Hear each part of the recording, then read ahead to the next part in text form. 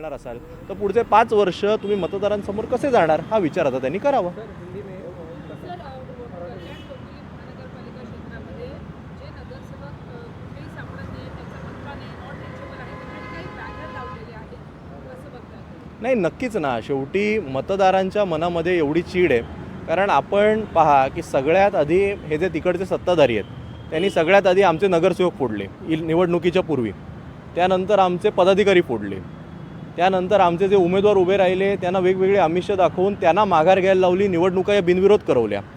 या सगळ्याला झुगारून आज आमचे 11 नगरसेवक हे मतदारांनी कल्याण डोंबिवली महानगरपालिकेत पाठवले। मी परत एकदा सांगतो, प्रचंड मोठ्या फरकाने आमचे नगरसेवक निवडून आलेत।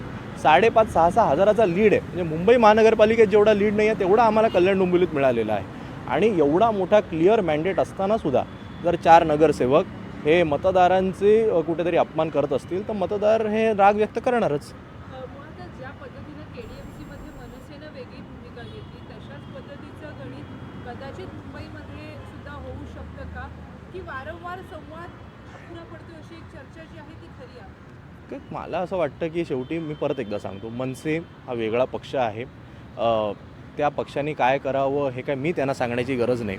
मला फक्त एवढंच वाटतं, मी कल्याण डोंबिवलीपुरतं सांगतो, आम्ही निवडणुका एकत्र लढलो, त्यांना जरी वेगळा काही निर्णय घ्यायचा होता, किमान एकदा आमच्यासोबत चर्चा केली असती तर चर्चेमधनं आपण चांगला काहीतरी मार्ग काढता आला असता।